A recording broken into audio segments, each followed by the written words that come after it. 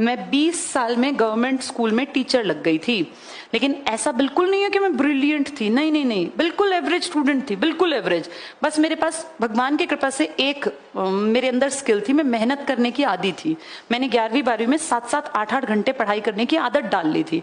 उसका फायदा मुझे ये मिला कि मैं जब अपनी नौकरी की पढ़ाई कर रही थी ना, तो मैं घंटों घंटों बैठने की आदी हो गई थी। तुम्हें भी पढ़ना अपनी आदत में शुमार करना है। जिस दिन तुम्हें पढ़ने की आदत पड़ गई ना, फिर तुम देखना कोई रोक ही नहीं सकता तुम्हारी नौकरी को। सब नहीं लगेंगे बेटा, वो लगेंगे जिसकी आदत होगी पढ़ना। जो टाइम पास करेगा, कभी एक दिन आ रहा है, 4 दिन छुट्टी मार रहा है, फिर 2 दिन आ रहा है, फिर आधी क्लास ले रहा है, बंक कर रहा है, बहाने मार रहा है, वो लोग नहीं लगेंगे।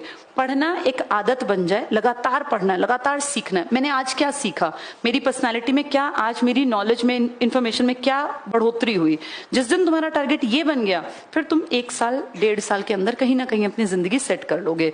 अदरवाइज बेटा फिर दूसरा ऑप्शन तो बहुत बहुत दुखी करेगा। मैंने कल भी कहा था, या तो बैक पे बहुत अच्छा पैसा हो तो बिजनेस बढ़िया चलता है, क्योंकि जानकारियां होती हैं।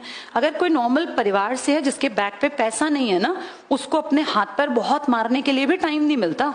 जैसे लाइफ बहुत टफ है बेटा, जिनके पास पैसा नहीं है उनके लिए तो अपने पैर जमाने के ये साल हैं। इनमें मेहनत करके अपने पैर इतनी मजबूती से जमा लो कि कितनी आंधी आए तुम ना उखड़ो। तुम्हारे पास इस तरह की जॉब हो जो कम से कम इतना रुपया तो मेरा इस नौकरी से आता ही रहेगा, बाकी मैं अपना आगे जाके कुछ भी बिजनेस करूं। मैंने भी नौकरी छोड़ दी, 2015 में मैंने नौकरी छोड़ दी, लेकिन मैंने पहले अपने आप को मजबूत किया। ऐसे नहीं कि मैं तो अरे मैं कुछ भी कर सकती हूँ।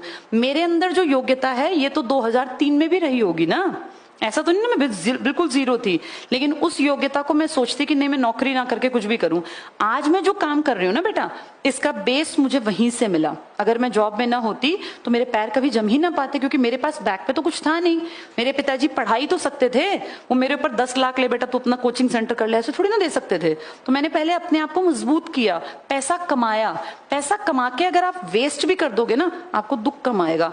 पिताजी से लेके आप अगर खर्च कर दोगे ना, बर्बाद कर दोगे, तो सच में उसका गिल्ट जिंदगी भर नहीं निकलेगा मन से। अपना पैसा बर्बाद हो कोई बात नहीं, हम सोच लेंगे कोई नहीं यार कमाया था, कोई बात नहीं, वेस्ट कर दिया, एक एक्सपेरिमेंट कर लिया।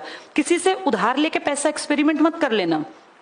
कई बार ऐसा होता है 8-10 लाख रुपए पिताजी बेचारे कहीं से उठा लाए और बच्चे ने डुबो दिए। ये गलत है बेटा। मेरा ये मानना है कि अगर तुमने कमाया नहीं है ना तो बर्बाद मत करना। तुम्हारे माँ बाप की जिम्मेदारी 12वीं तक थी।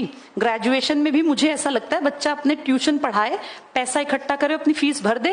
कब तक पिताजी के कंधों पे बैठ के खाओगे? अगर अमीर है पिताजी तो ठीक है भैया, खर्चे करते रहेंगे, लेकिन अगर पिताजी मजदूरी करते हैं, छोटी मोटी दुकान चलाते हैं, कोई छोटी सी नौकरी करते हैं, तो बेटा ज्यादा पैसा वेस्ट मत करो, तुम्हारा हक नहीं बनता। तुम इतने लंबे तगड़े जो उन्होंने कर दिया ना, खिला पिला के पढ़ा के, अपने आप को ब्लेस्ड मानो। कितने लोगों को वो नहीं मिलता जो तुम्हें मिला हुआ है। सबके पैरों में जूते हैं, सबके तन पे कपड़े हैं। अब मेहनत तो तुम्हें ही करनी है, ना पिताजी कर सकते, ना मैं, और ना ईश्वर करके देगा। अपनी मेहनत करके आगे बढ़ना, ये अपनी जिंदगी का एकमात्र लक्ष्य बना लो। शौक पूरे करने के लिए ना पैसे कमाना फिर उड़ाना। पिताजी के पैसों पे शौक पूरे मत करना, उनकी बेसिक जरूरतें बस पूरी कर लो उनकी कमाई से।